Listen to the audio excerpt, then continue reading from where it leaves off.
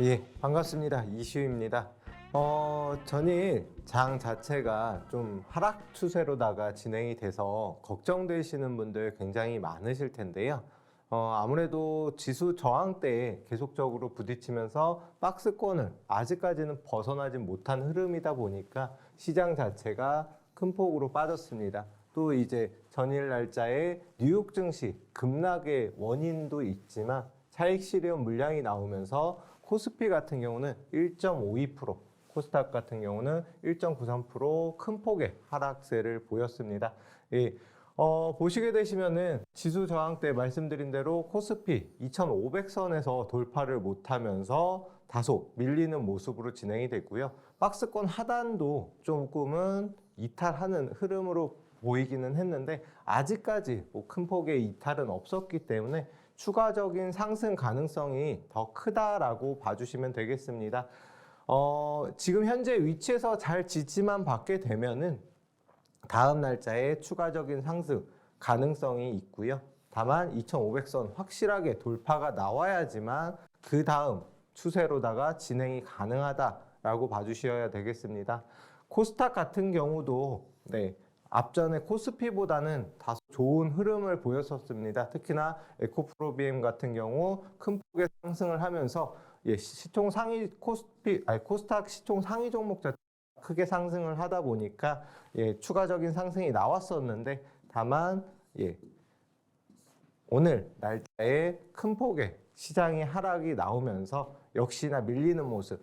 만약에 추가적인 조정이 나온다라고 하면 770선까지는 추가적 조정 가능성이 있기 때문에 좀 하루 이틀 더 지켜봐야 하는 시점입니다. 그래서 지금 당장 시장을 지금 현재 바닥권이니까 추가적인 상승이 나올 거다. 혹은 추가적인 이탈이 더 나올 가능성이 크다라고 보기에는 애매한 위치에 있습니다. 조금 더 상황을 지켜봐야 되는데요. 그러다 보니까 이렇게 시장 삼성전자라던가 LG에너지솔루션, SK하이닉스 등 대부분의 업종, 그 다음에 대형주들이 큰 폭의 하락세를 보였습니다. 특히나 반도체 자체도 삼성전자와 하이닉스의 하락폭이 다소 컸고요. 2차 전지 쪽도 전일 날짜에는 상승세를 보였었습니다. 저희 국내 증시 상승을 이끌었는데 오늘은 아쉽게도 대부분이 하락을 하면서 마감이 됐습니다. 코스닥 같은 경우도 역시나 앞에서 크게 상승했던 에코프로비엠과 에코프로가 큰 폭의 조정을 다시 받으면서 물론 상승폭보다는 하락폭이 더 적기는 하지만 전일 상승을 이끌었던 종목들이 대부분 차익 실현 물량이 나오면서 조정을 받았고요. 그다음에 셀트리온 헬스케어와 HLB 등 제약바이오주 역시도 큰 폭 하락했습니다. 그러다 보니까 코스닥 지수가 코스피보다도 오히려 조금 더 빠진 모습 보일 수 있는데요. JYP 엔터 같이 엔터주 일부 그리고 엔터주뿐만이 아니라 오늘 같은 경우는 시장 전체적으로 빠지다 보니까 개별 장세가 이어졌다라고 봐주시면 되겠습니다. 일단 장 자체가 워낙 많이 빠지다 보니까 솔직히 내 종목들 좀 걱정되시는 분들도 계실 거고 앞으로 어떤 종목을 사야 되는지 좀 궁금하신 분들도 계실 텐데요. 노란톡방 입장해 주시면 지수에 대한 이제 대응 전략이라던가 종목들 어떤 종목들을 관심 깊게 보셔야 되는지 다 안내 드립니다. 노란톡방 입장 방법 한번 확인하고 이제 이어서 진행하겠습니다.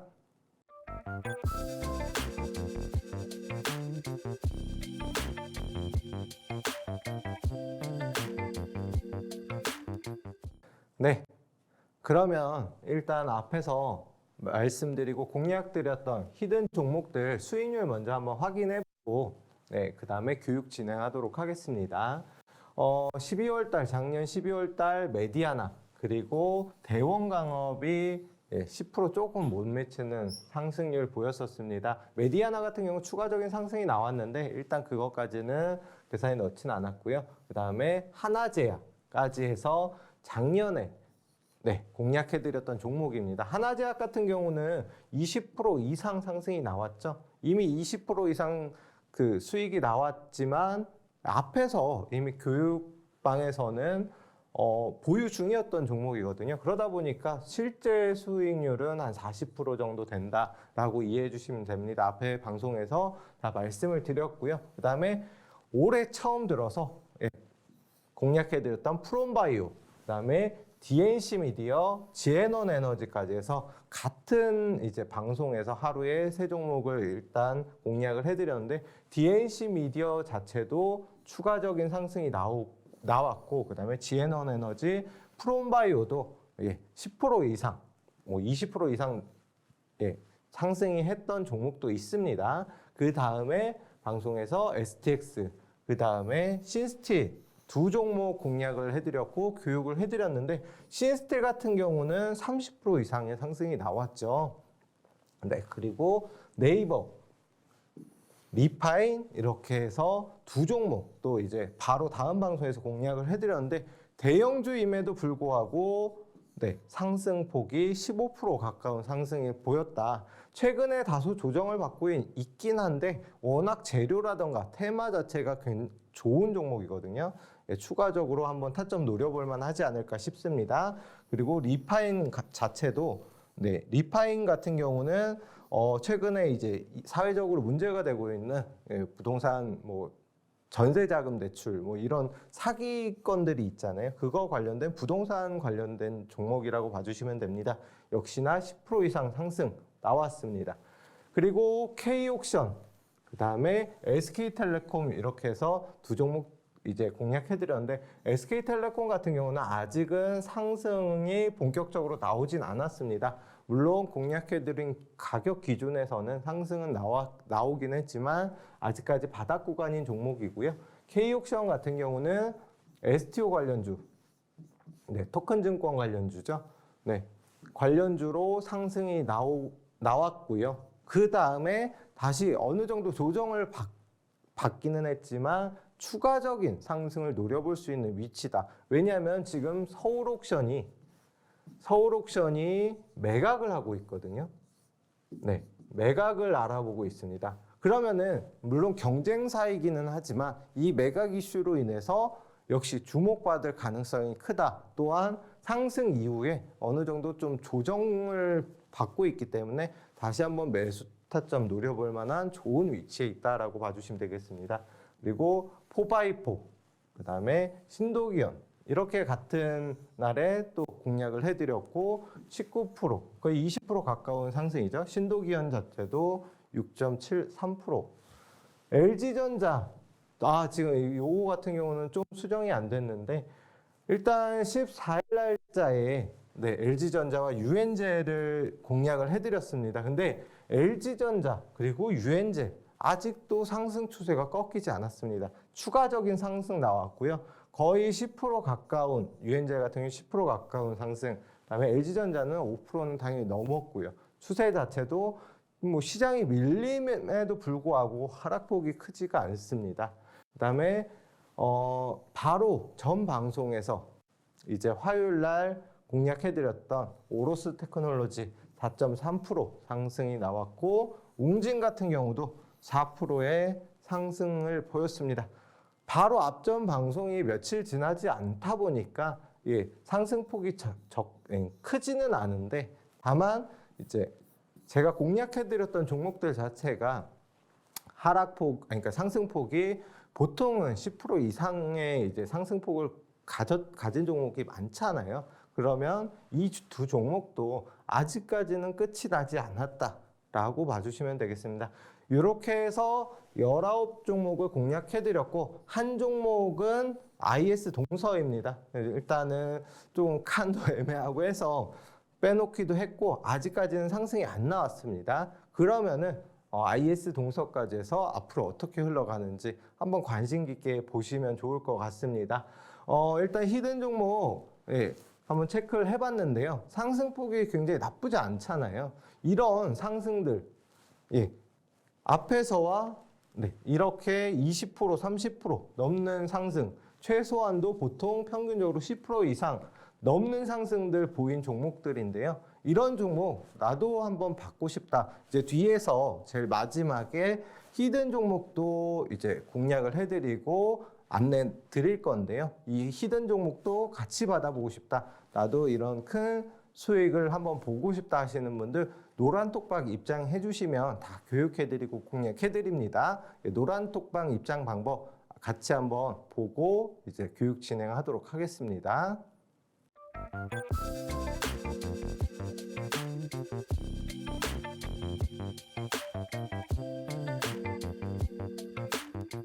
주린이 기초 교육이라고 해서 제가 말씀드린 대로 물론 주식으로 수익을 다 내고 싶잖아요.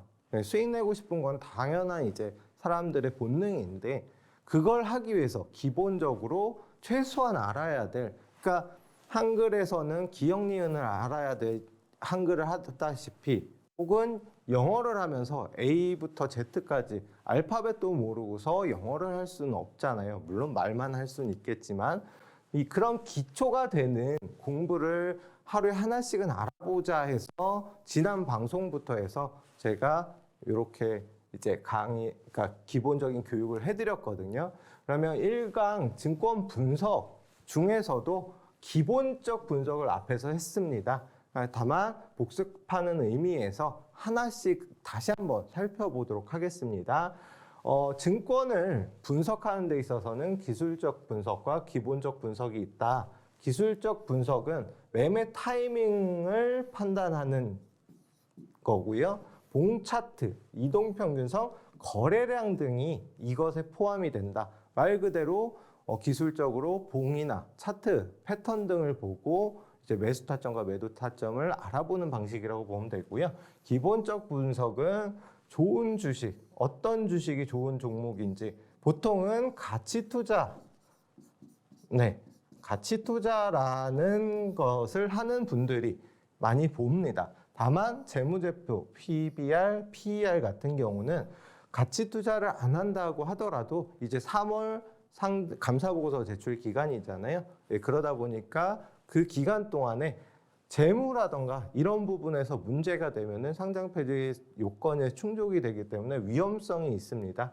그래서 최소한 이것은 먼저 알아보자라는 의미에서 지난 시간에 교육을 해드렸고요. 그럼 기본적 분석의 분류, 먼저 뭐 질적 분석, 양적 분석, 경제 분석, 산업 분석, 그다음 기업 분석이 있는데 요걸 갖다가 그냥 뭐 용어는 난 다 모르겠다라고 하면 그냥 간단하게 이런 거구나 정도만 아시면 됩니다. 계량화가 불가능한 분석, 예를 들어서 정부 정책, 그다음에 뭐 어떤 후보가 선거에 나와가지고 요거 관련된 정치 테마주들, 그다음에 글로벌 이슈들 이렇게 정확하게 뭐 수치화가 되거나 한 게 아닌 재료들을 갖다가 분석하는 걸 질적 분석이라고 하고요.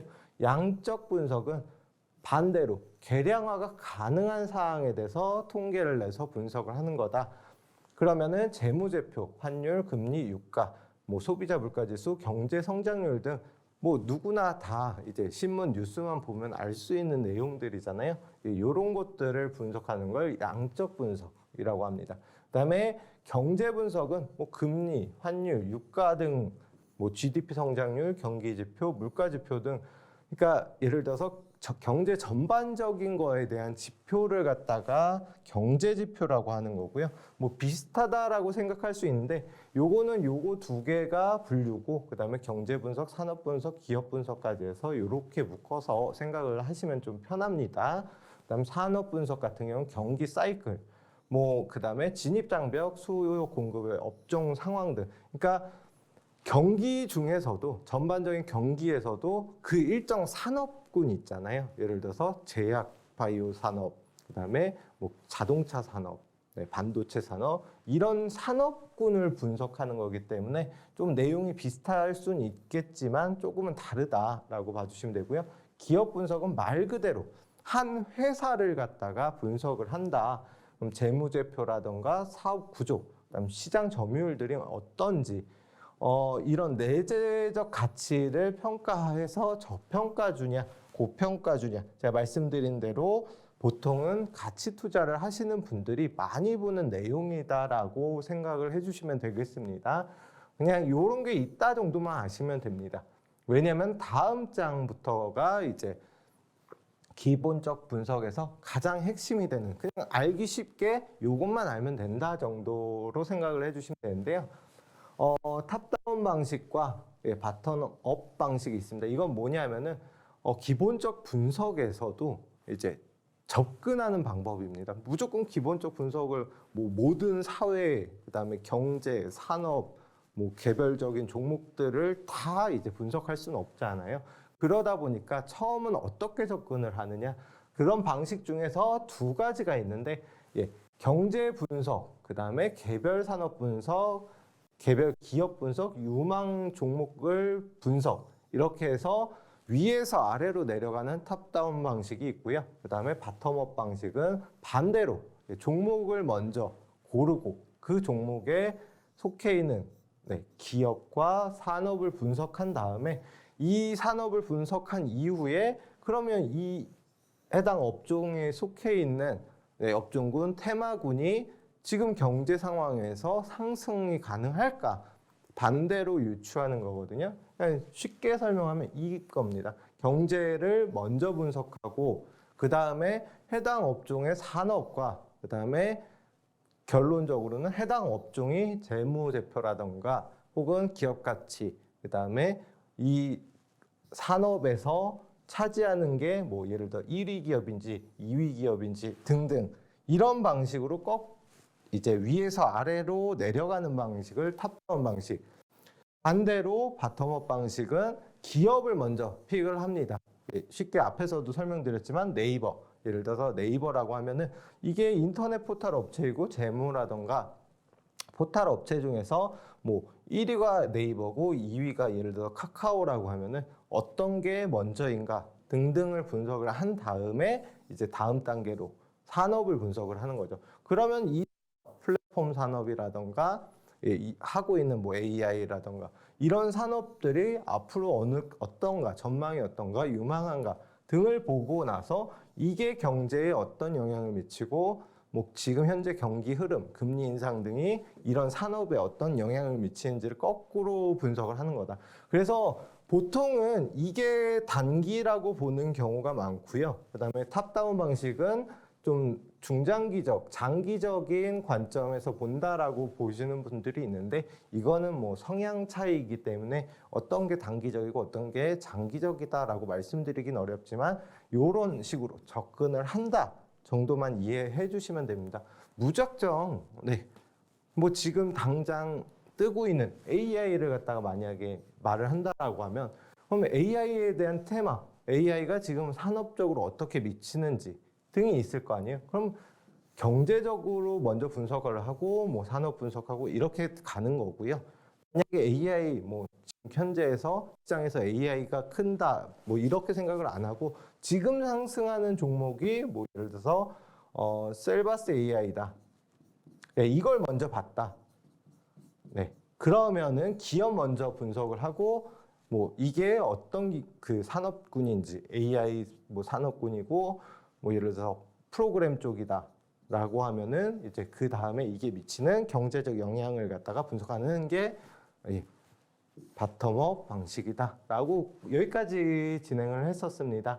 그러고 나서 이제 PER, 주당 단기순위, 성장성과 성장성을 보는, 기업의 가치보다는 수익성을 일단 알아보는 거잖아요.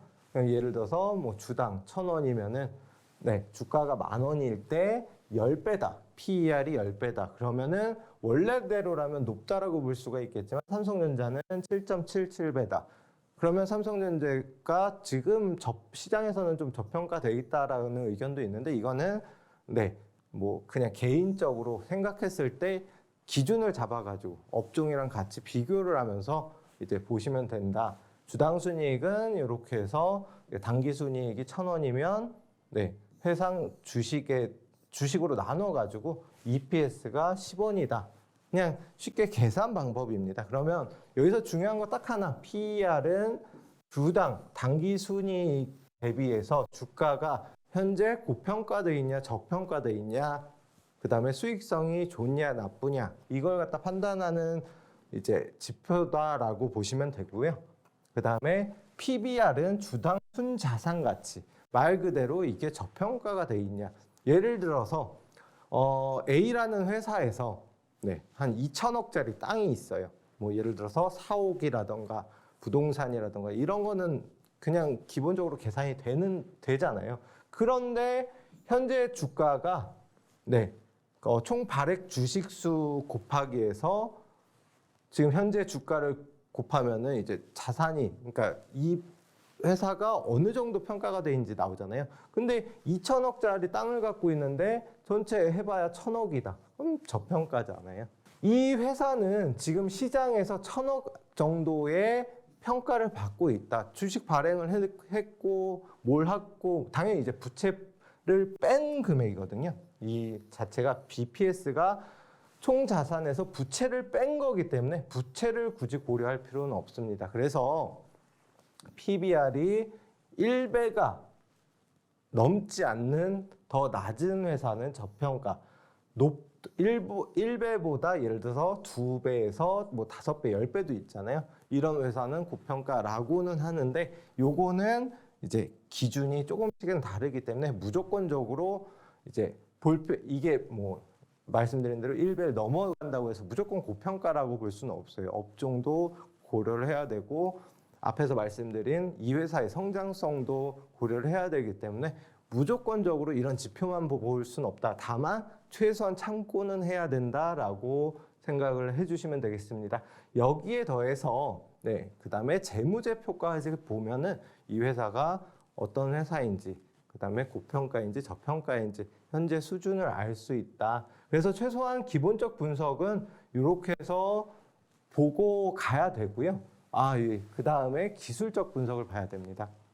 말씀드린 대로 최소한도 회사의 고평가, 저평가 부분, 그 다음에 재무제표, 그러니까 재무가 어떤 상태인지, 지금 우량한 회사인지 혹은 빚이 많은 회사인지, 유보율이 적은 회사인지 많은 회사인지 등까지 보고 나서 그 다음에 이제 매수 타점을 봐야겠죠.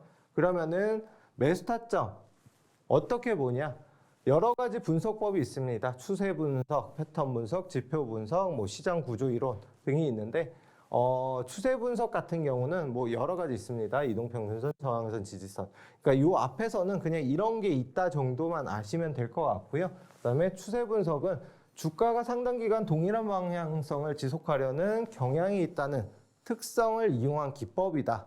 봐주시면 되고요. 그다음에 패턴 분석은 주가의 추세가 변화할 때 나타나는 패턴을 그러니까 미리 정형화해서, 그러니까 예를 들어 주가가 뭐 이렇게 빠지다가 예를 들어서 어떤 캔들이 나왔을 때에 상승 반전하는 경우가 많다.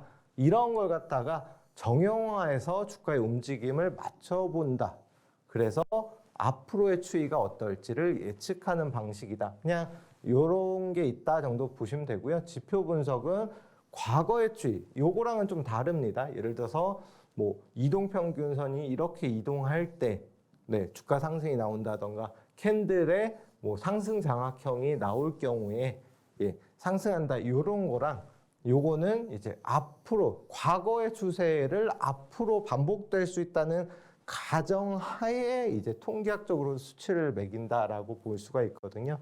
그러면은 이런 게 어떤 거 있냐? 주가와 수급. 이제 수급이라는 거는 말 그대로 거래량과 거래대금 등을 나타내는 겁니다. 그걸 보시면 될 것 같고요. 심리적 분석.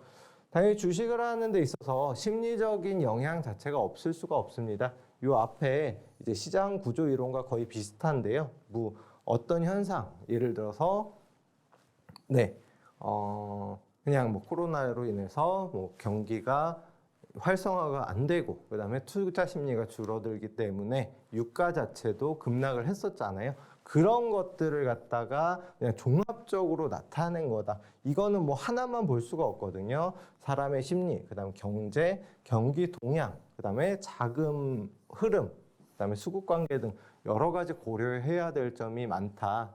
그러면은 앞에서는 기본적 그 분석을 했다라고 하면은 이제 뒤에서는 기초, 정말 이동평균선, 그다음에 그 캔들을 갖다가 간단하게만 알아보는 시간 가져보겠습니다. 이동평균선은 뭐 정말 많죠. 솔직히 말하면은 뭐 5일선, 10일선, 뭐 21선 보시는 분도 계시고 60일선, 121선, 240선. 그러면 240이 1년이잖아요. 요렇게까지 보통 많이 봅니다. 그죠? 그럼 5일선 같은 경우는 단기적인 추세를 나타낸 거고요. 그 다음에 121선 같은 경우는 6개월의 흐름을 갖다가 나타낸 거다. 그리고 241선은 1년. 이런 식으로 여러 가지 이동평균선이 있는데요.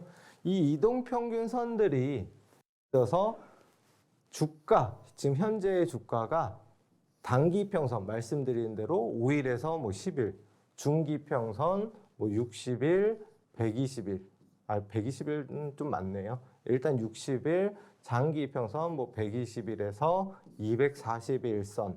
이렇게 지수가 가장 위에 있고, 지금 현재 주가요. 주가가 가장 위에 있고, 그 다음에 단기평, 중기평, 장기평이 이런 식으로 가지런히 상승 추세로다가 진행이 되는 걸 갖다가 정배열이라고 합니다. 반대로 역배열은 여기가 240부터 해가지고 뭐 60, 네, 뭐 10, 5일, 뭐 예를 들어 10일 이런 선들이 이제 이동을 역으로 위에서부터 장기적인 이동평균선이 있고 제일 아래에 주가가 위치했을 때를 역배열이라고 한다. 그러면은 골든크로스는 뭐냐? 단기적인, 그러니까 주가라고 보시면 돼요. 주가 자체가 이렇게 상승을 하는데 제일 단기 이평선이 5일선이 20일과 60일선 이렇게 위로 갈수록 장기적인 이평선을 돌파하는 흐름. 뭐 어떤 거든 상관이 없습니다. 5일선이 뭐 60일선을 돌파해도 되고요. 근데 보통은 20일선을 돌파할 때를 골든크로스라고 많이 하고요. 그다음 데드크로스는 말 그대로 반대로 거꾸로 수직 하락하면서 뭐 수직이 아니라 하락하면서 역으로 관통하면서 하락가 전환이 되는 거를 데드크로스라고 한다. 이동평균선이 거꾸로 단기평선이 이렇게 올라가는 걸 골든크로스, 꺾이는 걸 데드크로스라고 한다. 이러면은 제일 좋죠. 골든크로스와 그 다음에 정배열을 주로 볼 필요가 있는데요. 역배열이라고 한다고 해서 굳이 이게 나쁘다라고 말씀드리긴 어렵지만 주가가 이렇게 하락하다가 갑자기 반등이 나오는 경우는 있거든요. 다만 정배열일 때가 상승 강도가 더 크다. 그러면 저희는 위에 거 두 개만 보시는 게 좋지 않을까. 이거 같은 경우는 손절식이라던가 등을 이제 잡아 볼 때 지금 현재 이평선이 어떻게 배열되어 있는지 참고 정도, 최소한도 이 정도는 알고 주식을 하셔야 됩니다.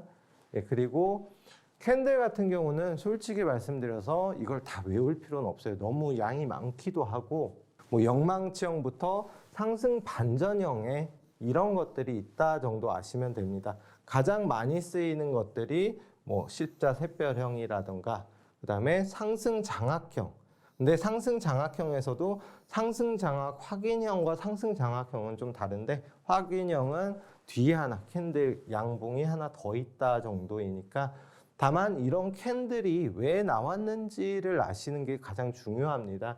왜 이런 캔들들이 나와서 다시 뭐 샛별형이 나왔을 때 예를 들어서 음봉이 나오고 여기에 뭐 도지 형식의 캔들이 나온 다음에 이렇게 뭐 여기에 봉우리가 있어도 되지만 윗꼬리 아랫꼬리가 조금은 있어야 되고요. 그다음에 이렇게 상승이 나왔을 때 십자 샛별형이랑 샛별형이랑 거의 비슷합니다. 다만 이 아래가 도지이냐 아니면은 봉이 조금은 있느냐에 따라서 다른데 왜 이런 게 나왔을 때 이런 갭이 나왔을 때 상승이 나오는지 한번 그 의미를 해석하는 게 가장 중요하다.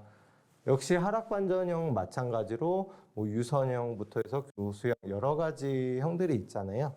반대로 여기 보시면 십자 샛별형 정반대가 십자 석별형입니다. 그러니까 캔들이 있고 이 위에 이렇게 도지 형식의 캔들이 생겼을 때는 이렇게 십자 석별형이라고 하는데 이게 가진 의미가 정반대라고 보시면 되고요.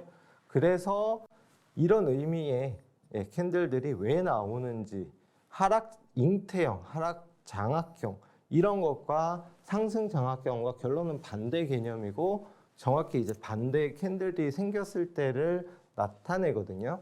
그러니까 이런 의미들만 알아보시면 좋지 않을까라고 생각을 합니다. 공부하면서 좀 배우고 수익도 내고 싶다 하시는 분들은 노란톡방 입장해 주시면 처음부터 다 안내 도와드리니까요. 입장 방법 한 번 더 확인하고 이어서 진행하겠습니다.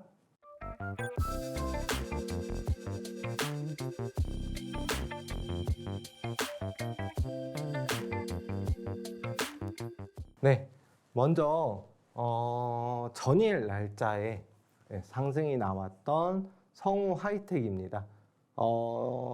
일단 일자가 빠졌는데 21일이고요. 21일 날 상승이 나왔고 교육 일자는 2월 6일 날짜. 그러면은 한 보름 정도가 됐죠. 실제로 그렇게 오래된 종목은 아닙니다. 그렇게 해서 45% 주력주로 나갔던 종목입니다. 그러니까 주력주라는 거는 물론 재무라던가 뭐 성장성이라던가 이런 것도 다 중요하긴 하지만 그만큼 큰 수익률이 예상되는 종목이다라고 해서 비중 30%짜리 종목이었고요. 어제 날짜에 전량 차익 실현을 할 수가 있었습니다. 그래서 45% 보시게 되면은 6일부터 해서 21일 날짜거든요. 21일 날짜 고점 8,000원 근처에서 전량 매도를 할 수가 있었고요. 교육이 일자 대비해서 하루, 이틀, 3일, 4일, 5일, 6일, 7일, 8일, 9일, 10일, 11일 딱 됐습니다. 그러니까 왜냐하면은 제가 말씀드린 대로 보름 정도의 기간이긴 하지만 실질적으로 장이 열린 거는 11일 정도밖에 안 되는 기간이었는데 11일에 45%면 정말 나쁘지 않은 수익률이죠. 그래서 21일 날짜에 성우하이텍 38점 몇 프로, 성우하이텍 38.16%. 이렇게 해서 왜냐하면 저희가 이렇게 수익률이 조금씩 다른 이유는 저희가 목표가, 그다음에 뭐 예를 들어서 매도하시라고 교육방에 안내를 드렸지만 못 보신 분들도 계시잖아요. 그래서 성우하이텍 5,250원에서 거의 10,000원 가까이 갔었잖아요. 9,800원대니까 최대 비중 30%. 본인 비중 따라서 그렇게 해서 목표가를 이렇게 다 정해드렸었습니다. 그리고 비중 30%짜리. 그래서 수익이 이렇게 뭐 이옥은 앞에서 분할 매도 했기 때문에 이렇게 27% 정도의 분할 매도를 한 거고요. 1차 목표가 근처 5,800원 근처에서 차익 실현을 했습니다. 그리고 나서 성우하이텍 38, 40% 가깝죠. 보시게 되면 목표가가 앞에서는 가려져 있었지만 정확하게 7,400원. 3차 목표가인 11,000원까지는 시장도 밀릴 뿐더러 저항대, 그러니까 2차 목표가 근처가 저항대였기 때문에 아까 보시게 되면 7,980원 뭐 올라갔는데 조금은 좀 낮은 위치에서 매도가 나갔지만 종가 기준으로 보게 되면은 7,400원 이내에서 맞췄습니다. 그러다 보니까 좀 아쉽게도 저희가 3차까지는 보지 못하고 전량 매도 차익 실현을 했는데요. 성우하이텍 38.55%. 역시 이제 같은 날짜에 매도했던 컨텐츠 허브 20일 날 매도가 나갔거든요. 그래서 아직 이렇게 13점 몇 프로 수익이 났다. 바로 다음에 보실 수가 있습니다. 1월 31일 교육을 해드렸던 종목이고요. SBS 컨텐츠 허브 20일 날짜, 그러니까 바로 성우하이텍 매도 전날 그 수익 실현한 종목입니다. 보시게 되면은 31일 종가에 매수를 했고요. 그래서 이거는 조금 오래 걸리긴 했습니다.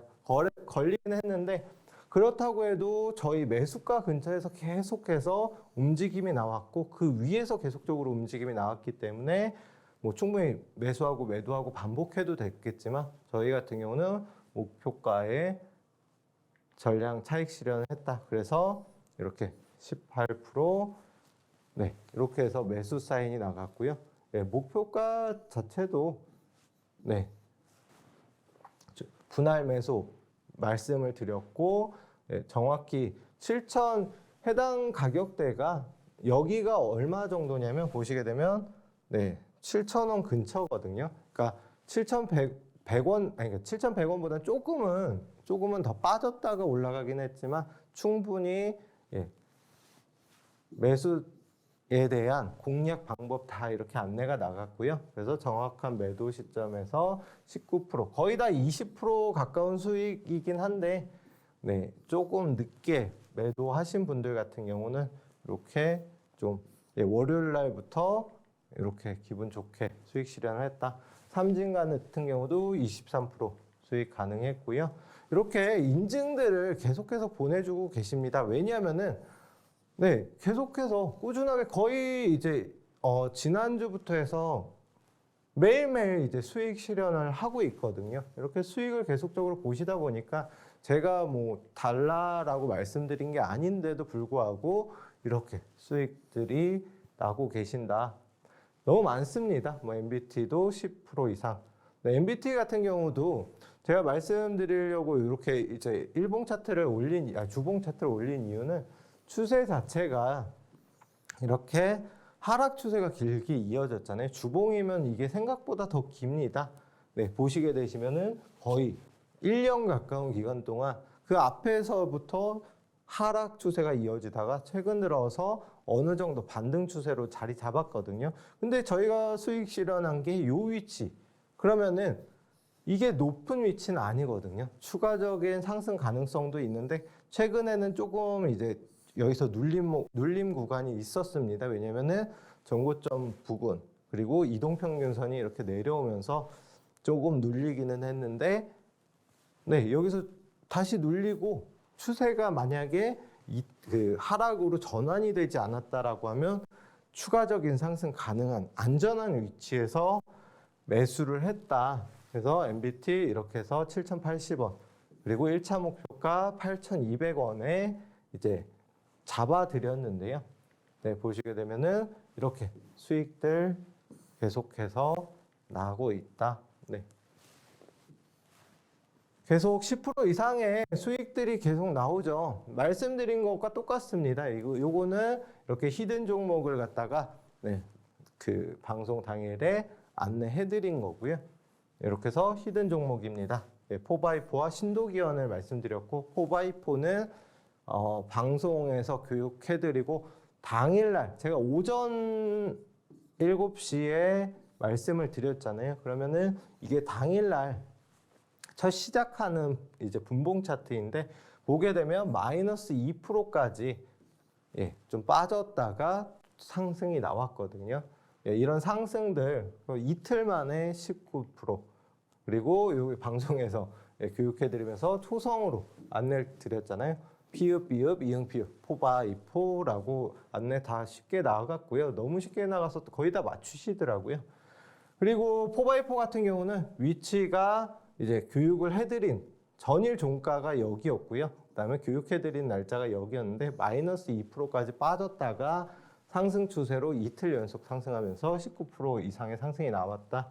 그리고 K옥션, 네, STO 관련주라고 말씀을 드렸고 토큰증권 관련된 미술품 경매하는 회사잖아요. 네, 그래서 지금도 이제 추세가 여기에서 상승 추세로 가면서 15% 이상 상승이 나왔다가 최근에는 조금 눌림을 받고는 있는데 어디에서 지지받는지에 따라서 주의 깊게 관심 깊게 계속 보셔도 되는 종목이다. 지금 일봉 차트로 보게 되면 굉장히 높은 위치처럼 보이긴 하지만 주봉이라던가 이제 월봉까지 보게 되면은 지금 현재도 굉장히 낮은 위치에 있는 종목이거든요. 계속적으로 보시면 되고요. 삼천리 자전거 11%. 네, 이렇게 뭐 20% 넘으시는 분들도 계십니다. 매수가 따라서 조금씩 다 차이 나니까요. 핀텔, 컴퍼니 K 보시게 되면 계속 말씀드리는데 10% 이하짜리 종목이 거의 없습니다. 그래서 올해 들어서 가장 큰 이제 수익을 본 교육 공략 종목이죠. 솔트룩스 최근에 또 다시 반등 나오고 있습니다. 예, 어느 정도 고점 찍고서 조금 기간 조정을 거치다가 최근에 다시 반등 흐름을 보이고 있는데 이렇게 60% 이상의 수익을 안겨줬다. 뭐 최소한도 50%는 넘잖아요. 이런 종목들 계속해서 수익이 이렇게 나고 있는데 이런 종목들 나도 받고 싶다 하시는 분들 저희 노란톡방 오시면은 다 안내를 드립니다. 네. 보시면 최근 종목이잖아요. 다 올해 다 나간 종목인데도 불구하고 이렇게 방송으로도 올해 공략해드린 종목들 30%, 20%, 네, 벨로프 20% 이렇게 계속해서 인증도 나오고 쏟아지고 있는데 뭐 앞에서 원유 레버리지 같은 경우는 작년 거니까 일단 넘긴다 하더라도 100% 이상의 이런 수익들을 계속해서 낼 수가 있었다. 이런 종목들 수익률 나도 한번 가져가고 싶다 하시는 분들 노란톡방 입장해 주시면 받아보실 수가 있으니까요. 입장 방법 한 번 더 확인하고 그다음에 진행하도록 하겠습니다.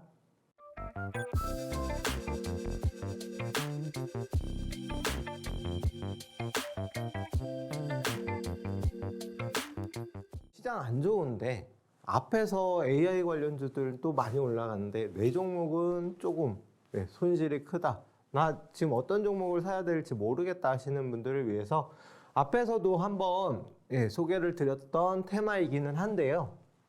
AI이기는 한데 AI 반도체 관련주입니다. 이쪽 테마를 보는 이유는 앞에서 이제 상승이 나왔던 코난 테크놀로지, 솔트룩스 등의 종목들, 셀바스 AI라든가 이 종목들은 실질적으로 AI 관련된 뭐 부품이라든가 이런 걸 만든 회사라기보다는 프로그램 관련된 AI 기술을 가지고 있는 회사라고 보시면 되는데요. 반도체 관련주들은 아직까지는 상승이 소폭 나와서 추세를 전환을 하고 있긴 하지만 아직까지 상승폭이 그렇게 크지 않아서 앞으로 추가적인 상승 가능성이 높다라고 말씀을 드리고요. 그리고 삼성전자 자율주행 반도체를 직접적으로 생산을 하기로 했는데 미국의 암바렐라라는 회사와 차세대 자율주행 AI 반도체를 같이 만들기로 협력을 했습니다. 그럼 저희 나라는 솔직히 말하면 정부 아니면 삼성전자 등의 이제 재료가 좀 가장 큰 호재로 작용하는 경우가 많이 있습니다. 그런데 정부 역시도 국산 AI 반도체 고도화에 1조 원을 투자한다라는 발표도 나왔거든요. 그리고 삼성전자, 이동통신사 역시도 자체 AI 반도체 개발 기술을 보유하기 위해서 지금 연구 중에 있고요. 구글과 아마존 역시도 그러니까 세계적인 기업들도 지금 다 모두 AI 반도체 자체 기술을 개발하기 위해서 돈을 투자를 하고 있다. 그런 수혜가 예상이 되는 게 국내에 있는 AI 반도체 관련주들이 아닐까 합니다. MK전자 추세가 계속적으로 하락 추세에 있는데 최근 들어서 상한가거든요. 상한가를 기록을 했습니다. 그럼 상한가를 간다라는 거는 강한 상승세가 수급이 들어오고 있다. 역시나 거래량 자체가 실린 상승이 나왔잖아요. 이후에 소폭 조정을 받기는 했지만 중요한 5일선에서 지지는 받고 있는 흐름입니다. 여기에서 만약에 빠른 상승이 나온다면 다음날 바로 급등도 가능한 정말 좋은 위치에 있고 혹시나 추가 조정이 나온다라고 해도 일정 구간만 이탈 안 하면은 충분히 추가적인 추세 상승 가능한 종목이다. 제주반도체 역시도 비슷한 위치이고 비슷한 자리입니다. 여기에서는 잘 안 보이실지 모르겠지만 추세 자체 계속적으로 하락세 나오다가 최근에 한번 반짝 상승이 나왔거든요. 그러니까 아직까지는 추세 자체가 꺾이지 않았고 추가적인 상승 가능성이 높다. 그래서 같은 계열의 종목으로 히든 종목을 뽑아봤습니다. 해당 종목 같은 경우도 역시나 AI 반도체 관련된 회사이고요. 다만 그 현재의 추세라던가 흐름 자체가 조금은 다릅니다. 또한 상장된 지 그렇게 오래된 회사가 아니다 보니까 지금 현재가 워낙 바닥권에 있다. 앞에 두 종목 같은 경우는 어느 정도 상승이 나왔다가 이제 다시 재반등한다라고 하면은 해당 종목은 상승이래봤자 요 앞에서 한번 상승이 나왔을 뿐입니다. 또한 어느 정도 저항대를 돌파한 상태이고요. 매집 자체도 어느 정도 완료가 됐고 기간도 워낙 긴 시간 하락이 나왔기 때문에 이제 바닥권에서 탈피하는 흐름, 지금 당장 어느 정도 조금은 조정을 받는다고 하더라도 조정 기간이 일주일밖에 안 됩니다. 그러면은 다시 재반등하는데 그렇게 큰 시간이 안 걸릴 수가 있다. 해당 종목 역시 노란톡방에 입장하시면 다 안내 도와드리니까요. 예, 입장 방법은 잠시 뒤에 한 번 더 확인하는 걸로 하고요. 해당 종목, 그러니까 제가 앞에서 말씀드렸던 종목들 자체가 최소한도 보통 이제 10에서 많으면 20에서 예, 주력주 같은 경우는 50% 가까이도 상승이 나옵니다. 더 큰 상승을 보이는 종목들도 있는데 이런 상승이 가능한 이유 그리고 리스크, 만약에 손절을 친다고 하더라도 손절이 그렇게 큰 폭의 손절이 나가진 않습니다. 특히나 뭐 주력이라던가 스윙 중장기 같은 경우는 대부분 손절 없이 갈 수가 있는데요. 그런 이유가 앞에서 어느 정도의 기간을 갖다가 조정이 나왔느냐, 그 다음에 그 조정 이후에 이제 어디 위치, 만약에 뭐 예를 들어 상승한 지 뭐 한 달이 지났고 뭐 상승한 지 몇백 프로가 된다, 이런 종목들이 아니라 이제 상승 초기 종목들로다가 말씀드리다 보니까 그런 상승률이 가능했고요. 다음 히든 종목 같은 경우는 앞에서 설명드리고 강조드렸던 AI 반도체 관련주는 아닙니다. 예, 폐배터리 관련주이고요. 그러면 왜 폐배터리 관련주를 갖다가 말씀을 드리냐? 이미 앞에서 이제 에코프로 BM 같은 경우 폐배터리 관련주로다가 급등이 나왔습니다. 물론 2차 전지 관련돼 있기도 하지만 2차 전지 관련된 종목들이 이제 대기업에서는 폐배터리 관련된 사업도 하니까요. 근데 해당 종목 같은 경우는 원래는 폐배터리보다는 재활용이라든가 친환경 관련된 사업을 하는 회사입니다. 그런데 최근에 자회사에서 폐배터리 관련 사업으로 그 신사업을 확장을 하면서 관련주로 엮이면서 최근에 상승이 나왔습니다. 물론 상한가에 안착을 못했지만 해당 종목 자체도 소형주는 아니고요. 대형주 중에 하나, 상승폭이 크진 않지만 그래도 적지 않은 상승 이후에 지금 현재 주가 자체가 눌림목을 보이고 있습니다. 그런데 중요한 거는 이 폐배터리 관련된 사업을 갖다가 정부에서 계속적으로 지원을 할 계획이고요. 폐배터리 자체도 의무화로 지금 변경을 하고 있습니다.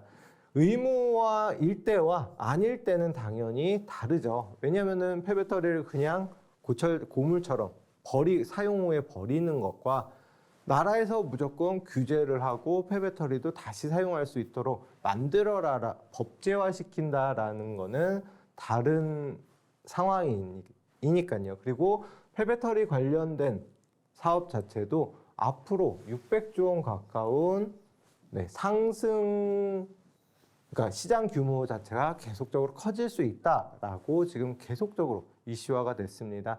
2차 전지는 계속적으로 앞으로도 지금 전기차가 계속해서 대수가 늘어나잖아요. 그런 상황에서 이 폐배터리 관련된 사업 계속적으로 상승이 나올 수밖에 없는 성장이 가능한 사업인데 여기에 신규적으로 추가 사업을 한다라고 하면은 해당 회사 역시도 성장성은 마찬가지고 매출도 늘어날 수 있을 것으로 보입니다. 대형주이다 보니까 단기 종목 지금 당장 올라가야지라고는 생각은 안 하셨으면 좋겠고요. 조금 추세적으로 상승이 나올 가능성이 크다. 해당 종목 받아보고 싶으신 분들 노란톡방 입장해 주시면 왜 말씀을 드렸는지, 어디에서 매수를 해야 되는지 매수 타점 잡아드리고요. 손절가까지 다 잡아드리니까요. 노란톡방 입장해 주시면 되고요. 노란톡방 입장 방법 확인하시고 저는 이것으로 마치도록 하겠습니다. 다음 방송에서 뵙겠습니다. 감사합니다.